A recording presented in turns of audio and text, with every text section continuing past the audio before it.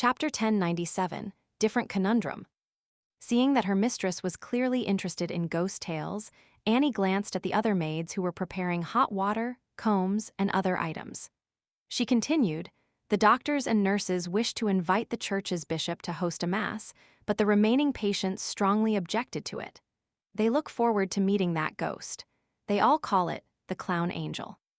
They say that its terrifying appearance resembles a specially dressed clown, but in actual fact, it's an angel who can resolve pain and torment." "This title is very interesting," Audrey said with a faint smile. If it were in the past, she would definitely be very interested in this, perhaps eager to make a trip to the hospital via dream traversal to figure out what was going on with the so-called clown angel. However, the sudden eruption of the war made her feel rather depressed. She felt that there were too many important things that she needed to do, so she wasn't in the mood to probe further. In fact, if she hadn't experienced the air raid herself and seen those who were injured because of it, she would definitely feel like a war had never happened over the past few days, and that Backland was still very peaceful. This was because, after that air raid, the airship fleet of the Lone Kingdom had been roped into the war effort. The air defenses of the coastal cities had all been raised, and Backland didn't suffer another attack again. Currently, the battle between Fasak and Lone was mainly focused in three places: the Winter County's Amantha Mountain Range, the heavy industry metropolitan area along the Midseashire's east coast, and the few harbors along the Sanya Sea coast. Furthermore, they were in a deadlock with no side gaining an advantage over the other. Even if there were casualties, it didn't have any material impact on Backland. Other than the rise in prices with several editorial pieces in the newspapers, this city seemed to restore its peace in a few short days. However, Audrey didn't think so. Her father and brother have been busy with work recently, often returning late at night or convening a private gathering with a group of nobles, members of parliament, and clergymen. Through the other charity organizations in the Church of Evernight, she learned of the exact number of casualties at the front lines of Pritz Harbor and Amantha. She even saw some photos of the battlefield. She was working hard to gather funds, contacting various pharmaceutical companies and hospitals, hoping that she could organize help and treatment needed in the war effort. Who would have thought that the crazy adventurer has not only offered the excess food in his manor, but he has even donated £7,000 in cash. Audrey sighed secretly and began letting the maidservant help doll her up. South of the bridge, Rose Street. Emlyn White casually donated £10 to a charity organization's solicitor. He pressed his top hat and walked up the stairs, entering the Harvest Church. At this moment, there were no believers in the cathedral. Father Atravsky, who looked like a half-giant, sat at the front and prayed sincerely. Emlyn was in no hurry to change into his priest robes. He sat beside the priest and wanted to say something, but when he opened his mouth, he ended up scoffing. "It must be your typical Fasak appearance and figure that made those believers fearful of coming over," Emlyn said casually as he looked at the altar in front of him. Bishop Atravsky put down his hands and opened his eyes. "I can understand them." "What's the point of understanding them? If the war gets more intense and the number of soldiers who die in the battle increase a bit more, the believers might rush in here and bum the cathedral and hang you to death." Emlyn continued to look at the sacred emblem of life. Father Atravsky shook his head slightly. "No, they won't. They sincerely believe in the Earth Mother. They won't bum the cathedral. At most, they will banish me. If I express that I've given up on my Fasak nationality, there will always be people who will understand and accept me." Emlyn tusked and said without moving his gaze, "What if Fainapotter joins in the war and attacks Daisy Bay, Lone territory? What if the Church of Earth Mother calls all clergymen to arms and become enemies with Lone?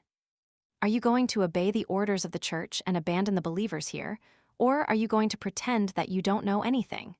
Continuing promoting how precious life is, how joyous the harvest is as you are now? Or will you directly organize those believers to make them become enemies with their own kind, using blood and sacrifices to prove their faith?" Bishop Atravsky slowly looked at the sacred emblems of life up and above the altar, not saying anything for a long time. Emlyn didn't bring up any more questions as he fell silent like the priest. The entire Harvest Church was silent. On a colonial island, Alger Wilson, who hadn't had the chance to return to Pasu Island, didn't leave the Blue Avenger due to his principles of being cautious.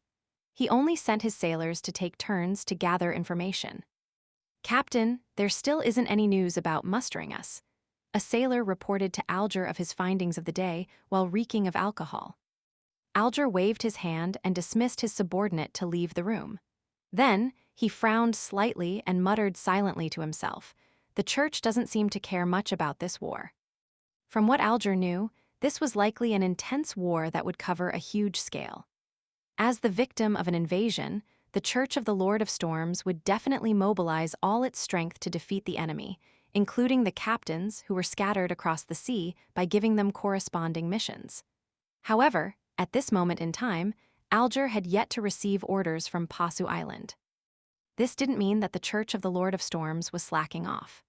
The activity of the church's forces amongst the lone army and the air raid drills it was involved in the various major cities, and the activities of the demigods implied that the Church of the Lord of Storms was seriously resisting the invasion of the Fasak Empire. It was just that it wasn't going all out. Could it be that it's because we're still in the early stages of the war? The Church wishes to preserve a portion of its strength for the critical moment?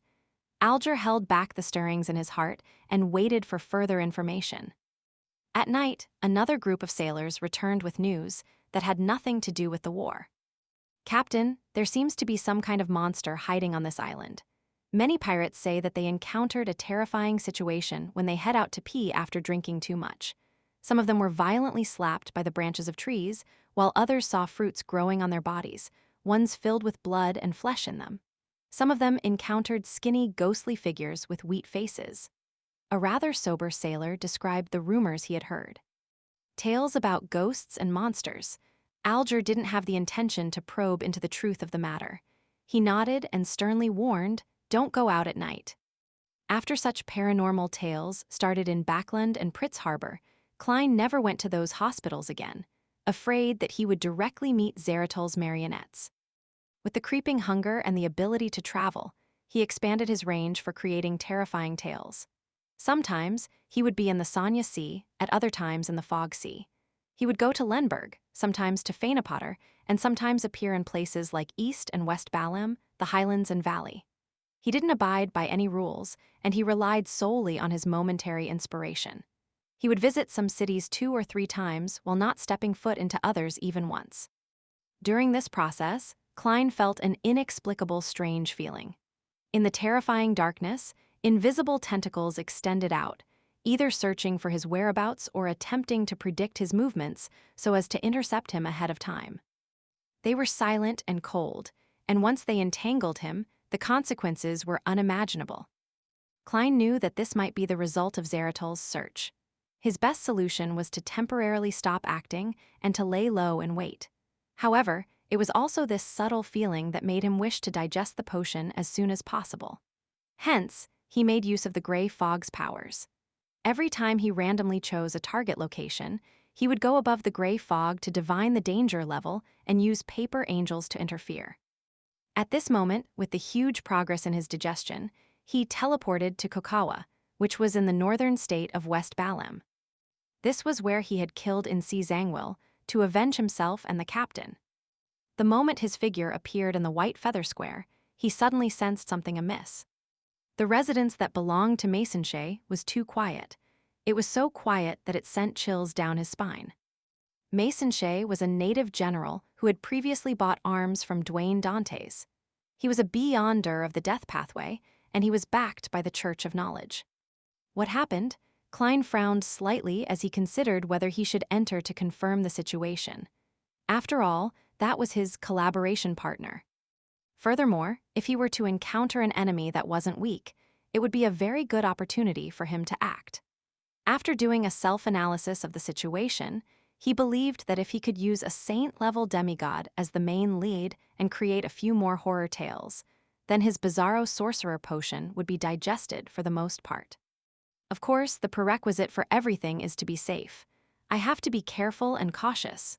As he made his marionette, Kona's Kilgore, transform into the appearance of Dwayne Dantes, he took out a gold coin. This time, the revelation he received was that there wasn't any danger. Strange, Klein didn't let his guard down as his body turned incorporeal before becoming a shadow that disappeared into the darkness of the night. As for his marionette, Konas Kilgore walked slowly towards Masonshay's mansion with his face facing down.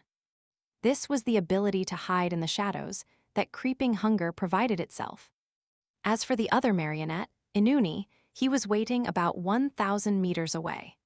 As for the few rats that belonged to the marionette, they were spaced out nearly 1,000 meters away from each other, but they were unable to do anything. Soon, Dwayne Dantes arrived in front of the general's residence and activated his spirit body thread's vision. What entered his vision were black illusory threads that were grown in a messy fashion. They seemed to come from different people, but they also had an obviously similar aura. And normal spirit body threads didn't exist at all. After a few seconds of silence, Dwayne Dantes extended his right hand and pushed open the closed door. The scene inside was completely different from what he remembered. The pillars that were covered with golden foils, the golden sculptures on the walls, and gorgeous stairs were now rolled into a bunch like a huge porcupine with golden spikes growing out of it. On the ground, there were sharp stone pillars and shattered glass everywhere. Apart from these, there were more illusory bookshelves in the hall that didn't appear real. There were pools of black shadows hidden in different spots on the bookshelf as they curled and stretched like eyes from time to time. As the door opened, the pool of liquid-like shadows suddenly came alive and produced the same sound. "It's you. My prediction was right. You're the one who can help me out of my conundrum."